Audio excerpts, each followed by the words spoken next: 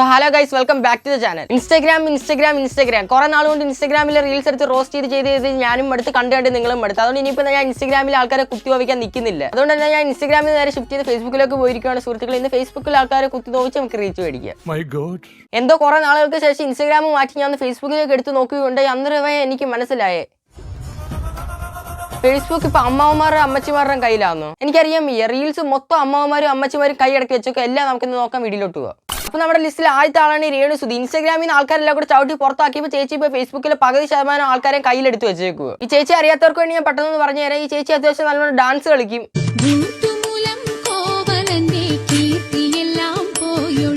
അത്യാവശ്യം നല്ലോണം പാട്ട് പാടും. അത്യാവശ്യം നല്ലോണം തന്നെ ചേച്ചി അഭിനയിക്കും. മൊത്തത്തിൽ പറഞ്ഞ സകലഹാല വല്ലാഫ.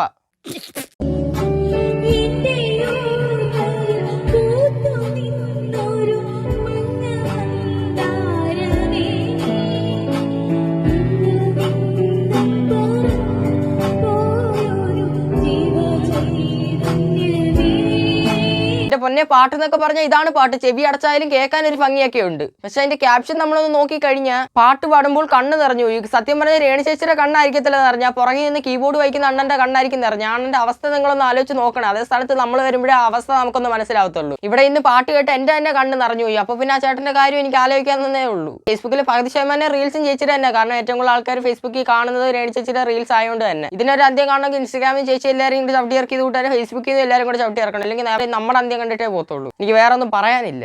അടുത്ത നമ്മുടെ ലിസ്റ്റിലെ രണ്ടാമത്തെ ആളാണ് ദി വണ്ണാനുള്ള അലിൻ ജോസ് പെരേര. പുള്ളിക്കാരനെ ഇൻസ്റ്റാഗ്രാമിൽ എല്ലാവരും കൂടെ ചവിട്ടി ഇറക്കിയോ. ഇപ്പൊ ഏറ്റവും കൂടുതൽ ഫേസ്ബുക്കിലായിട്ടാണ് ചേട്ടനെ കണ്ടുവരുന്നത്.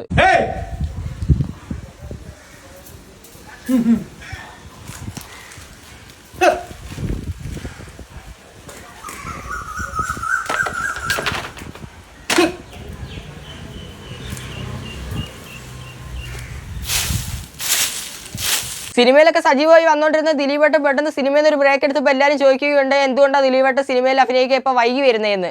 എങ്ങനെ വൈകാതിരിക്കും? ഇതേട്ട് കുറെ എണ്ണം ഇറങ്ങിയേക്കോ ഫോണും പൊക്കി പിടിച്ചോണ്ട്. ഈ പുള്ളിക്കാരനെ അറിയാത്തതായിട്ട് ചുരുക്കം ചില ആൾക്കാരെ കാണത്തുള്ളൂ. അതായത് ഇൻസ്റ്റാഗ്രാമിലൊന്നും ഇല്ലാത്ത ആൾക്കാർ. പുള്ളിക്കാരന്റെ അഭിനയം എന്ന് പറഞ്ഞാൽ ഇജാതി അഭിനയോ കണ്ടു നിൽക്കുന്നവരുടെ കണ്ണ് നിറഞ്ഞു പോകും. എന്തായാലും പുള്ളിക്കാരന്റെ കൂട്ടി തന്നെ വിവരമില്ലാത്ത ഒരാളെ കൂടെ കിട്ടിയിട്ടുണ്ട്. പിന്നെ എന്താ വേണം, റീൽസ് എടുത്ത് അങ്ങ് ചാവുകയില്ലയോ. സൗണ്ട് ഒരു മിമിക്രിക്കാരൻ ചെയ്യണ ഞാൻ കണ്ടിട്ടില്ല. പക്ഷെ അലിൻ ജോസ് പെരേര ചെയ്യണ സൗണ്ട് കേട്ടിട്ട് ഞാൻ ഞെട്ടിപ്പോയി. ഞങ്ങള് തെരുവട്ടികളാണെന്നുള്ള ഡയലോഗ് ഉണ്ടല്ലോ, ഓനത് എടുത്തു പറ ദുൽഖറിന്റെ. ഞാൻ തെരുവട്ടി. നീ മാത്രം കണ്ടോ, ഇതാണ് പറഞ്ഞത്. ദുൽഖർ സൽമാന്റെ സൗണ്ട് എടുക്കാൻ പെരേരയ്ക്ക് കഴിയും. പിന്നെ ദുൽഖർ സൽമാന്റെ സൗണ്ട് മാത്രമല്ല, സാധാരണ മനുഷ്യനെ കൊണ്ട് ചെയ്യാൻ പറ്റാത്ത പലതും അലിൻ ജോസ് പെരേര ചെയ്യാൻ പറ്റും. ഇത് കാണിക്കോ സത്യം പറഞ്ഞത്. അതെല്ലാം കഴിഞ്ഞിട്ട് നടത്തുമെന്ന് നോക്കിക്കോണേ. ഇതെല്ലാം കാണിക്കാനുള്ള കഴിവുള്ളതുകൊണ്ടായിരിക്കും പുള്ളിക്കാരൻ ബർത്ത്ഡേ വിഷ് കല്യാണ വിഷ് താല്പര്യമുള്ളവർക്ക് 3000 രൂപ റേറ്റ്.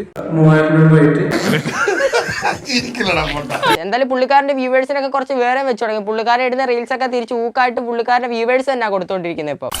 അപ്പോൾ ഈ വീരപുരുഷന് പൊന്നു പിന്നെ വീരപുരുഷൻ പറച്ചിൽ കിട്ടി കഴിഞ്ഞാൽ ലക്ഷങ്ങളുടെ കൂടെ പോയി കിടന്ന് യുദ്ധവും കഴിഞ്ഞിട്ട് വന്നിരിക്കുന്ന കൂട്ടാ. ആൾക്കാരെ പറ്റിച്ച് കാശുണ്ടാക്കുന്നതിന്റെ ഇങ്ങാറും ജോലി. അപ്പോൾ ഈ വീരപുരുഷന് പൊന്നൂന്നല്ല ടുട്ടുമാന്ന് വിളി. എന്നിട്ട് സൈഡിൽ പോയിരുന്ന് ടുട്ടുമ റീൽസ് വിട്ട് വൈറലായിക്കൊണ്ടിരി.